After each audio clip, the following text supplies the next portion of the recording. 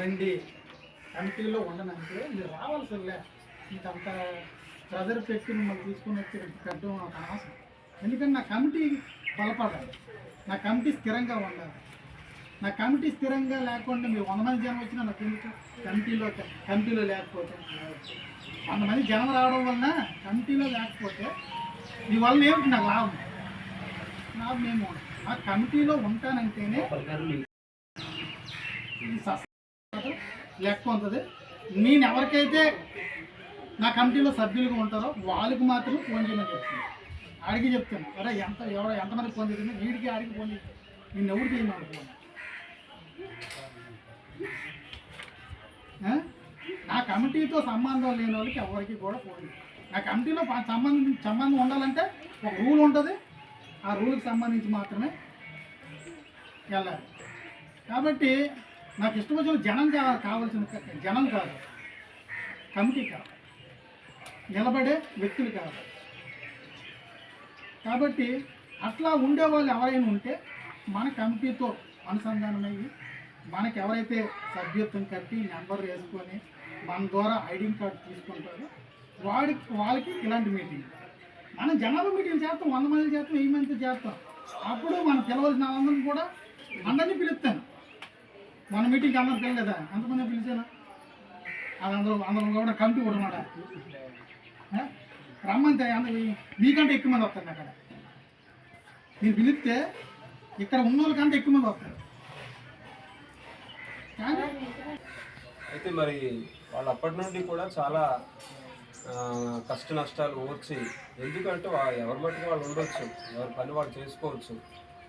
అయినా కానీ ఇలా ప్రతిసారి కూడా మరి సమావేశాలు ఏర్పాటు చేస్తూ అందరినీ కూడా ఒక చోటికి కూడగొడుతూ ఇవంతా ఎందుకు చేస్తున్నారంటే, మనలాగా ఎవరైతే ఈ కష్టాలు అంటే అంగవైకల్యం వలన పని చేసుకోలేని స్థితి, డబ్బులు సంపాదించుకోలేని స్థితి, ఎదుటి వారికి కాస్త చులకన భావం కలిగేటువంటి పరిస్థితి, కుటుంబంలో కూడా పెద్దగా గుర్తింపు లేనటువంటి పరిస్థితి, సమాజంలో దృష్టిలో ఒక చిన్న చూపు, ఇలాంటివన్నీ వికలాంగులకు సహజంగానే ఉంటాయి. అలాంటి పరిస్థితుల్లో మరి ఈ సంఘం అనేది ఒకటి ఉండేటప్పుడు ఇది ఏమవుతుందంటే, ఈ సంఘం ద్వారా సభ్య సమాజంలో మనలాంటి వైకల్యత కలిగినటువంటి వాళ్ళు ఏదైతే పోగొట్టుకుంటున్నారో అలాంటి వాటిని సంపాదించుకోవడానికి ఇలాంటి సంఘం, ఇలాంటి ఐక్యత, ఈ యూనిటీ వలన ప్రజల్లో కూడా ఒక రకమైనటువంటి గుర్తింపు అనేది కలుగుతుంది అన్నమాట. వీళ్ళు కూడా ఒక ఐక్యతగా ఉన్నారు, వీళ్ళు కూడా ఒక ఏదైనా సాధించుకునేటువంటి పరిస్థితిలో ఉన్నారు అన్నటువంటిది ప్రజల యొక్క మనసుల్లోకి వెళ్తుంది. ఎవరి మటుకు వాళ్ళు ఇంట్లో కూర్చుంటే ఎవరికేం అర్థం కాదు. ఈ రోజుల్లో ఏంటంటే ప్రతిదీ కూడా ఏ విషయానికైనా బయటకు వస్తున్నారు. ఆటో వాళ్ళకి ఒక సంఘం, టైలర్లకు ఒక సంఘం, మరి రజకులకు ఒక సంఘం, కుమ్మరి వాళ్ళకి ఒక సంఘం, కంసాల వాళ్ళకి ఒక సంఘం, ముందంటే కేవలం కార్మికులకే సంఘం ఉండేది. తర్వాత చాలా చాలా ప్రతి రంగాల్లో కూడా సంఘాలు అనేవి వచ్చేసాయి. అది చిన్న కావచ్చు, పెద్ద కావచ్చు, వ్యాపారం కావచ్చు, ఉద్యోగం కావచ్చు, ఏదైనా కానీ సంఘం అనేది ఖచ్చితంగా ఉంటుంది.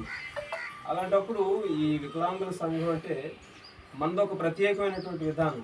అంటే మనమేదో కలిగిన దానితో మనం ఏదో ఒక కాలక్షేపం చేసుకోవడానికి కాదు, మనకున్నటువంటి ఇబ్బందికరమైన పరిస్థితుల్లో ప్రభుత్వం నుండి కానీ లేదంటే ప్రజల నుండి కానీ ఎలాంటి పరిస్థితులు మనం కల్పించుకోవచ్చు, మనకున్నటువంటి ఇబ్బందులు ఏ విధంగా దూరం చేసుకోవచ్చు అనే దానికోసం ఈ సంఘం అనేది పనిచేస్తూ ఉంటుంది.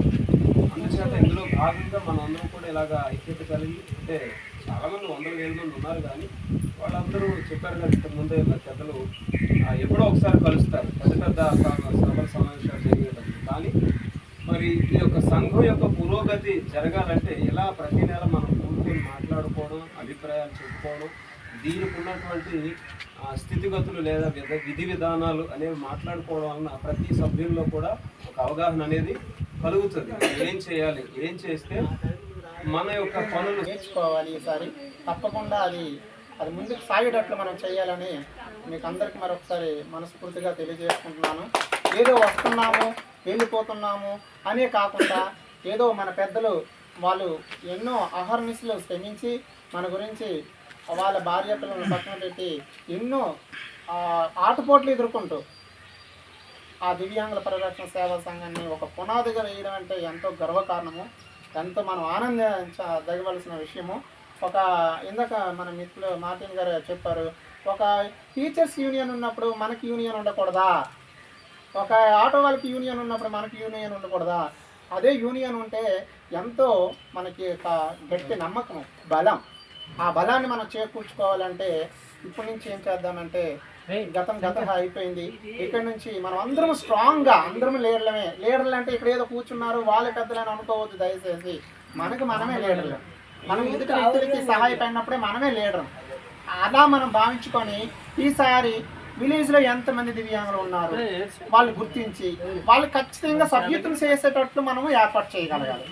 తర్వాత దివ్యాంగులు ఎన్ని విలేజ్లు ఉన్నాయి, ఆ పంచాయతీలు ఎన్ని ఉన్నాయి, ఆ పంచాయతీ వారికి మనం చేసుకునే మండలంలో నెంబర్ 1 క్యాడర్ ఏర్పాటు చేసుకునేటట్లు మనం గుర్తించుకొని వాళ్ళకి ఏమైనా అవసరాలు ఉంటే వాళ్ళకి తీర్చేటట్లు మనం చేయడానికి కూడా ప్లాన్ చేసుకొని మన యొక్క ముందడుగు మనం అందరం వేసుకొని మనం అందరం ఒక కుటుంబంలాగా ఉండాలని నెక్స్ట్ మీటింగ్ ఇంకా భారీ స్థాయిలో సభ్యత్వం చేసుకొని ఏదో వస్తున్నాం వెళ్ళిపోతున్నాం అనేకంట ఈసారి వాళ్ళని మనం ఢీ కొట్టలేము, వాళ్ళతో పోటీ పడలేమని మిగతా వాళ్ళు అనుకునేటట్టు మనం చేయగలిగితేనే దానికి ఒక అర్థం ఉంటుందని మనస్ఫూర్తిగా అందరినీ వేడుకుంటున్నాను. ఈసారి మనం ఖచ్చితంగా నెక్స్ట్ నెల నుంచే ఈ నెల నుంచే ప్రారంభిస్తాము. అంటే 1వ తారీఖు నుంచి మనం ఖచ్చితంగా సభ్యత్వం చేసేటట్లు ఏర్పాటు చేసుకొని మిగతా కార్యక్రమాలు మనం ముందుకు పోదామని మీకు ఈ అవకాశం.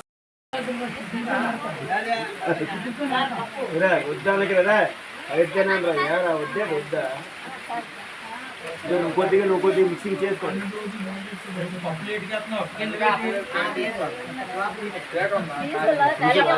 ఇప్పుడు దాకా గుల్లాట వేసారా, ఐదు మధ్య చూడండి కేకలు వేసుకోరా ఆయన కొద్దిగా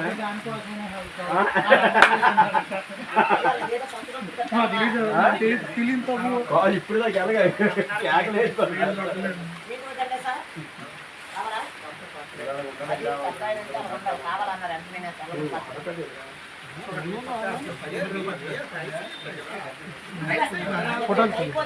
చేస్తాను ఫోటోలు.